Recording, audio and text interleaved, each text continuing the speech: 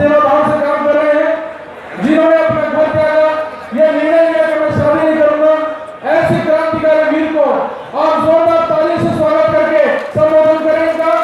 भाई जयप्रकाश हमारे बीच में इंग्लैंड से मानकी सिंह बहल भी आ चुके हैं। हम जोरदार तालियों से आप इनका स्वागत करें और आप लोग मैं आपसे रिक्वेस्ट करता हूँ, गुस्सा है खाली।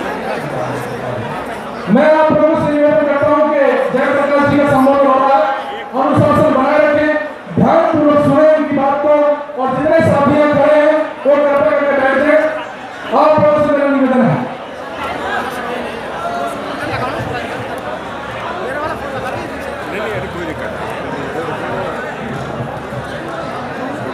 मेरा सभी सम्मानित साथियों से निवेदन है, कृपया करके आप मंच से हट करके उधर अपनी उचित स्थान ग्रहण कर लें।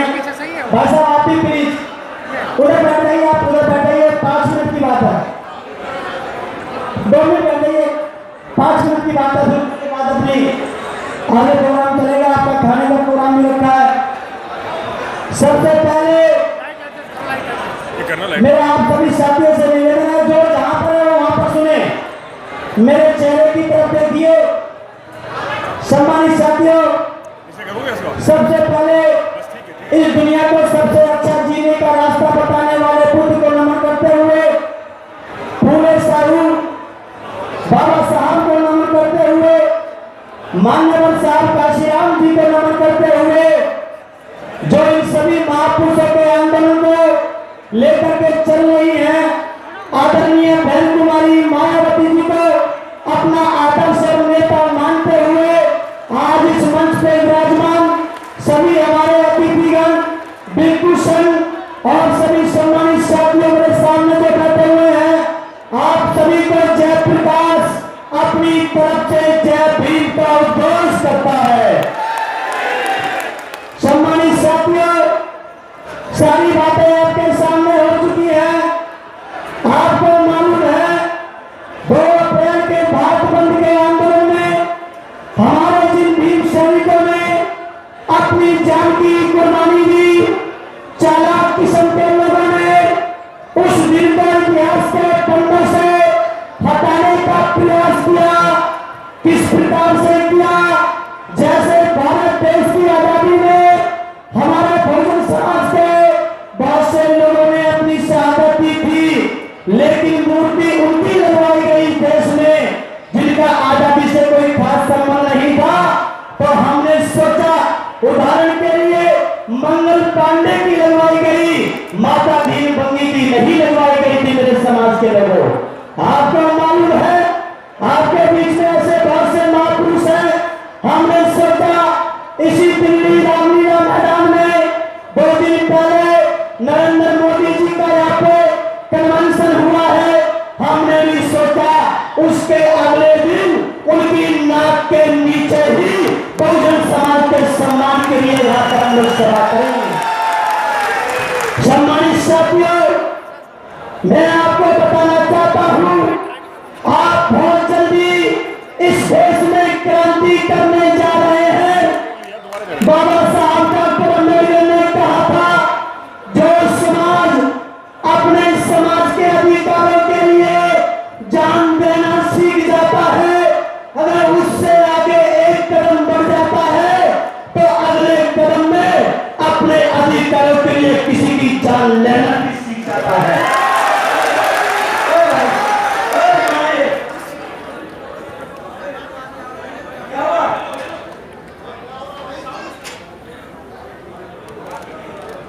हेलो, इसके बाद भाई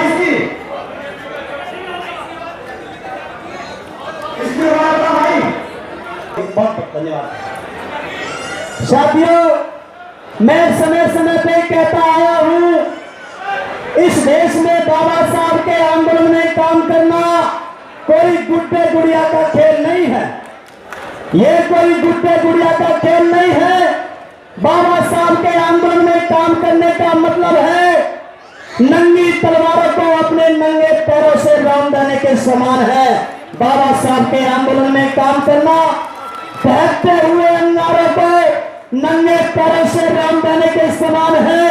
नदी को उल्टा पहाड़ पे चढ़ा देने के समान है। मेरे समाज के लोगों, इस देश में बाबा साहब के आंदोलन में काम करने का मतलब है दुश्मन को ललकारना। इस देश के चलाक किस्म के लोगों, हमने तुम्हारे सारे वेद पढ़ के देखे, मनुस्मृति पढ़ के देखी, रामायण गीता महाभारत पढ़ के देखी, और पढ़ने के बाद पता चला कि सारे के सारे खोखले हैं। अगर यकीन नहीं आता तो तराजू के एक पड़ले पे अपने सारे ग्रंथ रख करके देख ले, और तराजू के दूसरे पड़ले पे मेरे बाबा साहब का अकेला एक संविधान रख करके देख, तुझे पता चल जाएगा कौन कमजोर है कौन भारी है। मेरे समाज के लोगों, इसलिए मेरा आप लोगों से निवेदन है, आप लोग क्रांति करने के लिए जा रहे हैं, ये प्रकृति का नियम है। पहले किसी बात की आवाज, पहले किसी विचार की मजाक उड़ाई जाती है। जैसे मान्यवर साहब काशीराम से लोग कहते थे इसके पैर में चप्पल नहीं है, बदन पे कपड़े नहीं है, ये सरकार बनाएगा ये आदमी। आपने देखा आज वही लोग ये कह रहे हैं हम भी अपनी नेता बहन कुमारी मायावती का साथ देने के लिए तैयार हैं। सम्मानित साथियों, मान्यवर साहब काशीराम ने कहा था, मेरे बहुजन समाज के लोगों, तुम सदियों से मानते आए हो, तुम मेरी बात मान लो, मैं तुम्हें मांगने वाला नहीं देने वाला बनाना चाहता हूं।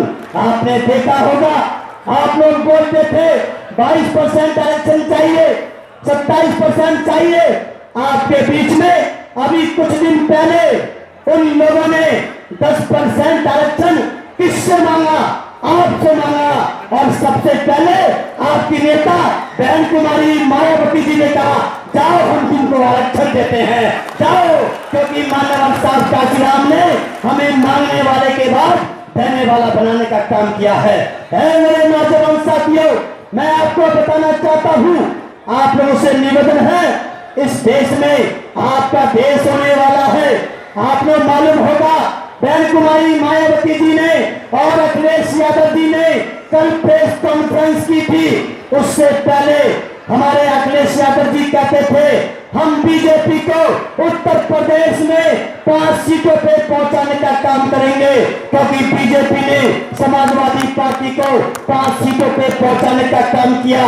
तो जाओ मिस्टर अखिलेश साहब जी, ये भीम के सिपाही बहन जी के अनुयायी तुमको वचन देते हैं, अगर आप बीजेपी को 5 सीटों पे पहुंचाने का काम करेंगे तो हम भी बीजेपी को उत्तर प्रदेश में 0 पे पहुंचाने का काम करेंगे। मेरे समाज के नौजवान साथियों, मेरा आप लोगों से निवेदन है, गुलामी के लिए जीने से अच्छा है आजादी के लिए मर जाना।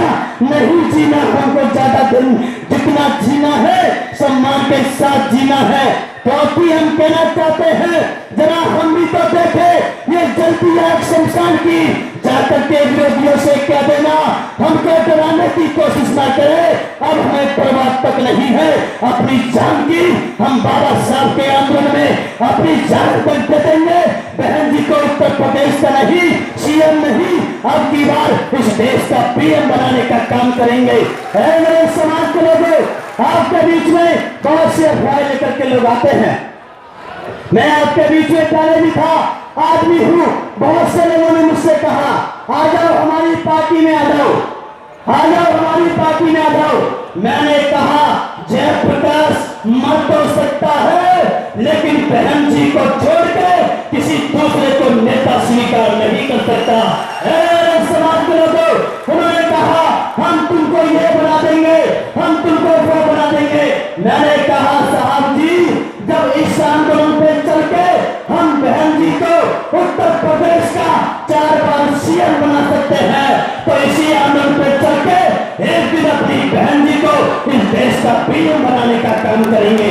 मेरे समाज के नौजवान साथियों, ये पवित्र उद्देश्य है। मेरी पीआर पॉल जी से बात हुई, मेरी सागर साहब से, मेरी माथुर जी से बात हुई।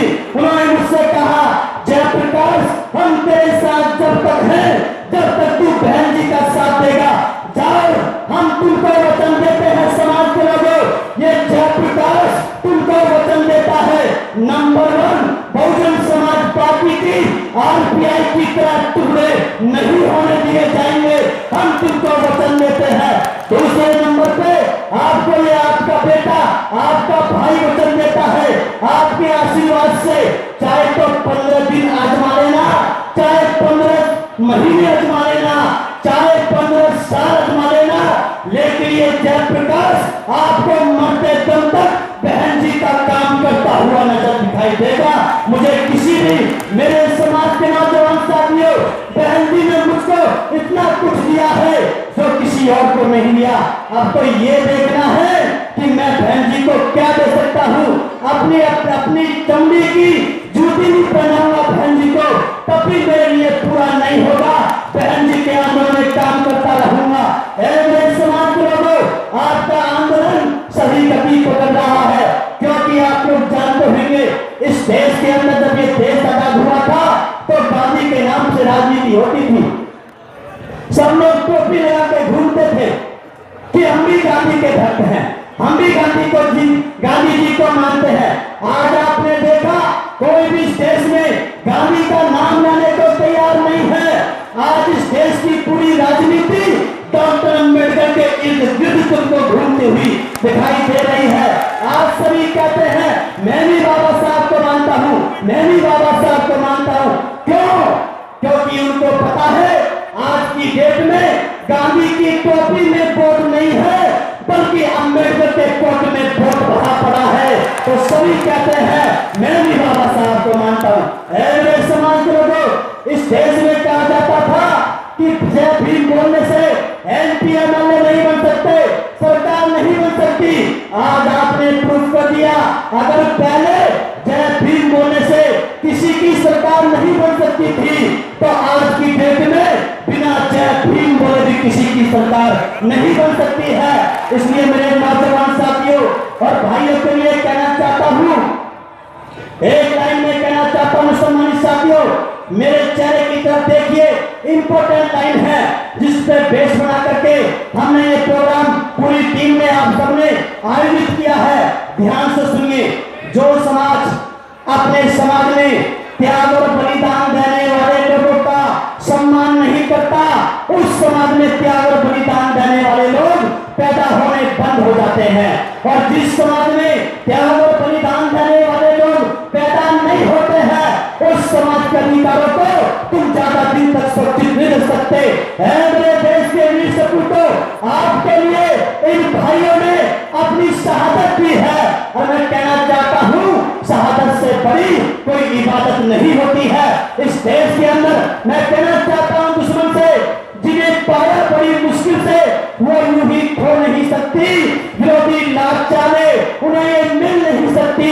भीम के नाम पे जीना है, भीम के नाम पे मर जाना, शहादत से बड़ी इबादत कोई हो नहीं सकती। हम जब तक जिंदा है बाबा साहब के आंदोलन के लिए काम करते रहेंगे। हम भीम और काशी के बेटे हैं, हम हरगिज डर नहीं सकते। हमें मालूम है मरने से पहले हम मर नहीं सकते। जो कायर है वो कायर है, जो दुश्मन के आगे झुक जाते हैं। हम भीम के और बहन जी के सिपाही हैं, हम जिंदगी में किसी के सामने झुक नहीं सकते। मेरा आप लोगों से निवेदन है सम्मानित साथियों, ये प्रोग्राम इसलिए आयोजित किया है, आज ये स्टैचू आपके बीच में परिजनों को दी जाएगी, हमारे ही माध्यम से ये उनके घर तक पहुंचाई जाएगी। उसके बाद दिल्ली और उसके बाद उस क्षेत्र के कॉमन प्लेस पे जहां सुरक्षित रह सके वहां पे लगाई जाएगी, जिससे कि पत्थर के नीचे ये लिखा जाए ये बालक शहीद नहीं हुआ है, बल्कि ये बालक मरा नहीं है, बल्कि समाज के खातिर शहीद हुआ है। इसलिए मेरे समाज के नौजवान साथियों, एक हमारे बीच में यहाँ चरणजीत सिंह जी बैठे हुए हैं पंजाब से, आपको मालूम है उनके पैर काम नहीं करते।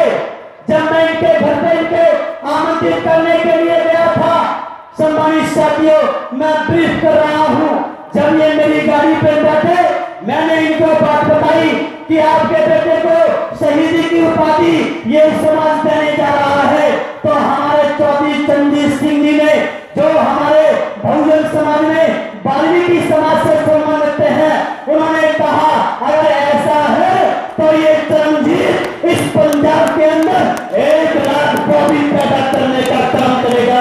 हम भी देखते हैं तुम हमारे अधिकारों के साथ में कब तक खिलवाड़ करोगे। और मैं आपको बताना चाहता हूं, ये माननीय साहब काशीराम जी का जमाना है। आज की डेट में अगर 272 एमपी से सरकार बनती है तो हमको 272 एमपी जीतने की जरूरत नहीं है। हमें तो किसी भी कांग्रेस और बीजेपी के 272 एमपी होने नहीं जाने हैं। केवल हमें इतना काम करना है, हमें 272 जीतने की जरूरत नहीं है।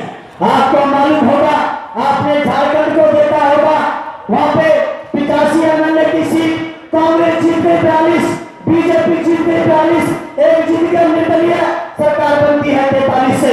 कांग्रेस ने कहा, निर्दलीय भाई अपना समर्थन मुझको दे दे, मैं तुझे मंत्री बनाऊंगा।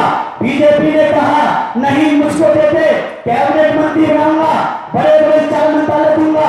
वो घूमता घूमता माननीय साहब काशीराम जी के पास पहुंचा और कहने लगा, सारी जुता बताई तो साहब काशीराम ने कहा, अरे मेरे भाई, जब तेरे बिना किसी की सरकार बढ़ ही नहीं सकती, बिगड़ने का तो कोई डर ही नहीं है, तो जाकर के कहते मैं भी चाहता हूं दोबारा चुनाव ना हो, मैं भी चाहता हूं जनता का पैसा खराब ना हो, मैं भी चाहता हूं तुमको समर्थन दूं, मैं तुम्हें समर्थन तो दे दूंगा, लेकिन मुख्यमंत्री मैं बनूंगा। एक अकेला मुख्यमंत्री बना, नाम था मधु कोड़ा, पूरे 5 साल मुख्यमंत्री हमारे एसटी समाज से था। आपके उत्तर प्रदेश में देखा, बीजेपी के 95, 1995 में बीजेपी के 150 और बीएसपी के 67। इस देश के सबसे बड़े आदमी ने कहा माननीय साहब काशीराम को, जाओ हम तुम्हारे बारे में सोचते थे कि तुम हमें अपने समर्थन दोगे, लेकिन तुमने क्या कर दिया। माननीय साहब काशीराम ने कहा, अटल बिहारी वाजपेयी जी ये जगजीवन राम नहीं, इसका नाम है काशीराम। ये जानता है अगर मेरी सरकार तुम्हारे बिना नहीं बन सकती तो तुम्हारी सरकार भी मेरे बिना बनने वाली नहीं है। और 3 जून 1995 को आदरणीय बहन जी को उत्तर प्रदेश का मुख्यमंत्री बनाने का काम हुआ है। मेरे समाज के लोगों, उत्तर प्रदेश में गठबंधन हो चुका है, 2 सीटें छोड़ी हैं। अगर उस आदमी ने, उस पप्पू ने अगर बहन जी के द्वारा दी हुई उन 2 सीटों पर जिक्र नहीं किया, नहीं सोचा, तो वहां पर भी हम लोग, हमारी बहन जी का जो निर्णय आएगा, अगर आ गया बहन जी का निर्णय, तो उन 2 सीटों पर भी हम उनके माँ, उनके मम्मी और बेटे को, दोनों को वहां से हराने का काम करेंगे। जब वहां जीतने ही नहीं देंगे तो आप प्रधानमंत्री कैसे बनोगे। हम तो कहते रहते हैं ये प्रकृति का नियम है। जैसे आर-पार रावण के आतंक को इन लोगों ने हमारे महापुरुष को समाप्त करने के लिए राम पैदा किया, कैफोर कंस को समाप्त करने के लिए कैफोर कृष्ण पैदा किया। जब इस देश में बापू का आतंक चल रहा था, बापू ने कहा अम्बेडकर मैं तेरे समाज को आजाद नहीं होने दूंगा, तो बापू से बाबा साहब ने कहा, हे गांधी तू तो तू, तेरा बाप भी आ जाए, तेरा बाप को तेरे 33 करोड़ फेरी देवता भी आ जाए, तभी तू मेरे समाज को आजाद होने से बचा नहीं पाएगा। सम्मानित साथियों, B4 बापू को समाप्त करने के लिए इस कुदरत ने B4 बाबा साहब को भेजने का काम किया। आज जब इस देश में मोदी का आतंक चल रहा है, उसको समाप्त करने के लिए आपने देखा सारे समीकरण सेट होते जा रहे हैं। इस प्रकृति ने M4 मोदी को समाप्त करने के लिए M4 मायावती बहन जी को भेजने का काम हुआ है।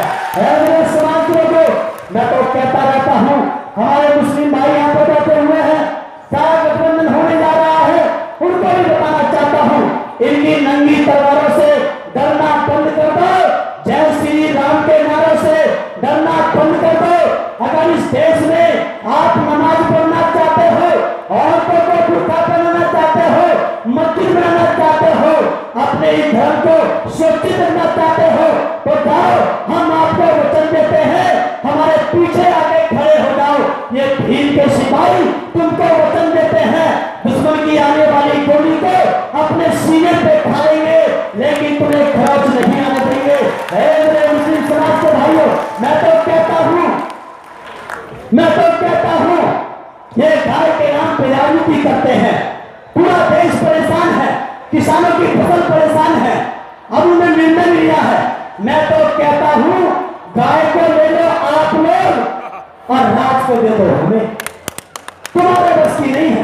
तुम पशुओं को स्वच्छ करना चाहते हो, हम इंसान को स्वच्छ करना चाहते हैं। अगर इंसान स्वच्छ नहीं रहेगा तो गाय की सुरक्षा कौन करेगा भाई? है? और याद रखना मेरे रोडन समाज के लोगों, बाप हमेशा ताकतवर की मानी जाती है, कमजोर की बात कोई नहीं मानता है दुनिया में। ताकत है कहां? ताकत खेत में नहीं है, ताकत नौकरी में नहीं है, ताकत बिजनेस में नहीं है, ताकत मंदिरों में नहीं है, ताकत देवी देवताओं में नहीं है। अगर ताकत देवी देवताओं में और मंदिरों में होती, उत्तर प्रदेश के अंदर योगी आदित्यनाथ गोरखनाथ के मंदिर को मुख्यमंत्री नहीं बनता छोड़ करके। इसलिए ताकत का एक ही स्थान है जिसका नाम है राजनीति। आप लोगों ने करना सीख लिया है, इसीलिए ये लोग सम्मानित साथियों कभी ईवीएम में घोटाला करते हैं, कभी कहीं पे घोटाला करते हैं। ईवीएम में घोटाला करना इस बात को प्रमाणित करता है उनकी विचारधारा में दम नहीं है। अगर उनकी विचारधारा में दम होता तो बीजेपी के पास वोट बैंक होता, और बीजेपी के पास वोट बैंक होता तो ईवीएम में घोटाला करने की आवश्यकता नहीं पड़ती। इसलिए मेरे समाज के नौजवान साथियों, सभी जाति धर्म के लोगों को जाकर के समझाओ, शिक्षा रोजगार पाना है तो बहन जी को पीएम बनाना है। इन मंदिरों के चक्कर में और के चक्कर में पढ़ना बंद करो। इसलिए सम्मानित साथियों, आप लोगों ने मेरी बात को ध्यान से सुना, आप लोग सुनते भी रहते हैं। मैं कहना चाहता हूं, अन्याय से लड़ते हुए अगर आपकी मौत हो जाती है तो आने वाली पीढ़ियां उसका बदला अवश्य लेंगी। परंतु अगर आप लोग अन्याय को सहते सहते मर जाओगे तो आगे वाली पीढ़ी आपकी गुलाम बन जाएगी। इसलिए आप लोगों को अन्याय से हमेशा लड़ते रहना है। आगे के प्रोग्राम होते रहेंगे, बहुत से काम है। और मैं कहना चाहता हूँ बहन जी के सम्मान में, मोदी जी के लिए कहना चाहता हूँ, बहना तेरे सम्मान में पढ़ के बिछा के छोड़ेंगे। 2014 का बदला 19 में लेकर के छोड़ेंगे। अभी तक तेरे भाइयों ने राजनीति में कदम रखा है। 2019 में बहन जी तुम्हें इस देश का पीएम बनाने के बाद इस नरेंद्र मोदी से फिर से चाय बिकवा करके छोड़ेंगे। ये बहुत बताना चाहिए था। जाओ भैया चाय तुम बेचो, आप लोग इस काम ध्यान दो। हमें तो राजनीति, ये बहुजन समाज के लोग, गरीब समाज के लोग, सर्व समाज के लोग, गरीब समाज लोग आएंगे, अपनी सरकार बनाएंगे। आप लोगों ने मेरी बात को ध्यान से सुना, आप सभी साथी पहुंचे, आप सभी का धन्यवाद करते हुए इन्हीं शब्दों के साथ सभी का पुनः धन्यवाद अभिनंदन करता हूं। आप लोग यहाँ पहुंचे, सभी का शुक्रिया अदा करता हूं। जय भीम।